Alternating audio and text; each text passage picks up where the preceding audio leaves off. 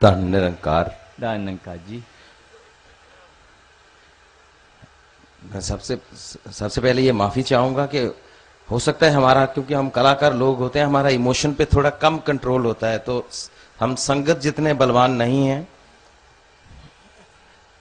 राज जी, राज कंवर साहब बैठे हैं और हमारे बहुत से फिल्म इंडस्ट्री से दोस्त बैठे हैं, सब मना कर गए बोलने के लिए, लेकिन क्योंकि बोलना बहुत मुश्किल है विवेक जी के लिए, और मुझे भेज दिया स्टेज पे कि सबकी तरफ से बोल के आओ।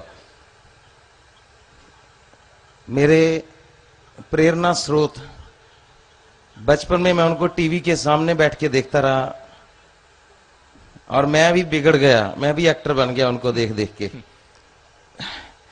घर वाले कहते थे पढ़ेगा, लेकिन मैं उनकी मिमिक्री कर करके, वो सबकी करते थे, मैं उनकी मिमिक्री, उनकी कॉपी कर करके एक्टर बन गया। मेरे प्रेरणा स्रोत, उसके बाद ऐसा रिलेशन एक बना, एक ऐसा रिश्ता बन गया उनके साथ। मेरे दोस्त, मेरे भाई, बड़े भाई बन गए मेरे वो। और मैं हुजूर की उपस्थिति में ये बात मानना चाहता हूं, मैं और जितने भी मेरे दोस्त यहां बैठे हैं, प्लीज मेरी बात का कोई बुरा मत मनाइएगा, हम दूसरा जन्म लेके भी विवेक शौक जैसा किरदार कभी नहीं हमारा हो सकता। हम में 100 बुराइयां मेरे में हैं, मैं छुपाता हूं, हम सब छुपाते हैं, आप सब छुपाते हो।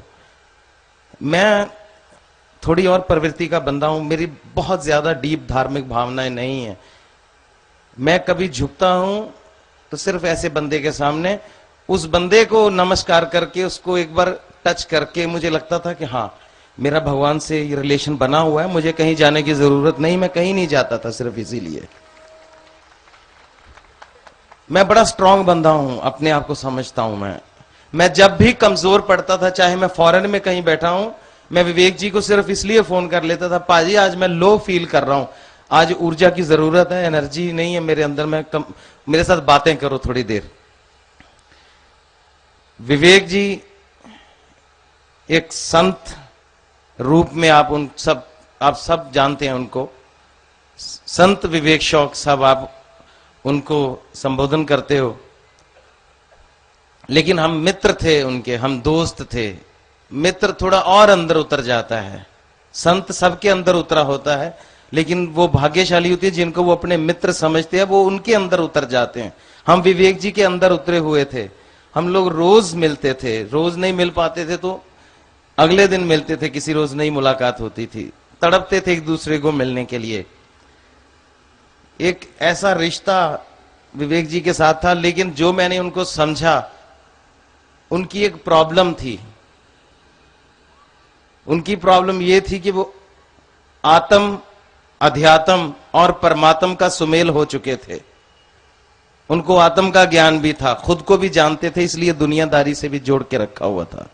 अपने परिवार को, अपने बच्चों को समझते थे, अपने दोस्तों की भावनाओं को समझते थे, इसलिए आत्म को भी जानते थे, अध्यात्म से भरे पड़े थे, और परमात्म से तो जरूर मिलते होंगे। वो कभी कभी लगता था कि ये कभी छुप छुपाते जाते होंगे और परमात्मा से मिलके बातें करके आते होंगे, जो उनके अंदर भरा पड़ा था।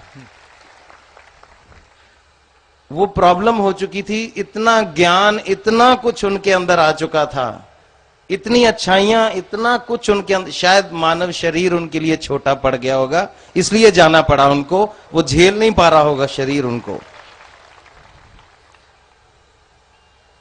और वैसे भी ऐसा बंदा जब इस अवस्था में पहुंच जाता है ना, वो या तो संसार से थोड़ा उठ जाता है या फिर संसार से उठ जाता है। तो अपने परिवार से, अपने दोस्तों से ऐसे जुड़े हुए थे, वो संसार से तो ऊपर नहीं उठ पाए, हम सब लोगों को धोखा देके नहीं ऊपर उठ पाए, लेकिन इतना बड़ा धोखा दे गए कि संसार से उठ गए। विवेक जी, सब लोग कहते हैं कि वो 47 साल की आयु में चले गए। संताली पंजाबी में कहते हैं, शायद संताली इसलिए कहते हैं, ये संत वाली एज है। वाह वाह वाह। शायद 47 इसलिए बोलते हैं इसे। और कल मैं फोन पे, मेरे गुरु, मेरे उस्ताद हैं चाचा रौनकी राम कला के क्षेत्र में मेरे गुरु हैं वो। मैं जब आंखें नम थी बात कर रहा था, बात नहीं हो पा रही थी, मैंने कहा कि पाजी ये 47 साल की एज होती क्या है? बोले अभी तो तुम बता रहे हो कि वो संत थे और फनकार किस दर्जे के थे वो हमें पता है, किस रुतबे के वो कलाकार थे ये हम लोग समझते हैं, फिल्मी लोग। वो जब वो ऐसे नहीं थे कि इधर भी और उधर भी, जब इधर हैं तो इधर ही, जब उधर हैं तो उधर ही। तो वो 47 साल के नहीं होके गए, उनके मेरे को मेरे गुरुजी बोल रहे हैं देखो 2 ट्रैक उनकी जिंदगी के साइमल्टेनियसली चल रहे हैं, बराबर चल रहे हैं। तो वो तो उस हिसाब से देखो 94 ईयर की एज भोग के गए हैं, 94 साल के होके गए हैं। उन्होंने 2 जिंदगियां एक साथ पूरी कामयाबी से वो जिए हैं। और मैं ये समझता हूं कि मैं माफी चाहता हूं हुजूर से, मैं बहुत खराब बात कर रहा हूं, लेकिन आदमी में कोई ना कोई बुराई तो होनी चाहिए, इतना अच्छा आदमी नहीं होना चाहिए वरना बंदा, माफी चाहता हूं, थोड़ी बुराई होनी चाहिए। वो शायद इतने अच्छे थे, इतने अच्छे थे कि मौत ने आके कहा चलो तो वो इनकार ही नहीं कर पाए, बोले चलो। क्या बात, क्या बात। सारी इंडस्ट्री की तरफ से मैं, क्योंकि ट्विटर पढ़ो आज अक्षय कुमार का, बॉबी देओल और जितने कला सब रो रहे हैं, ट्विटर पे रो रहे हैं, जो यहां नहीं आ पाए कहीं और रो रहे हैं।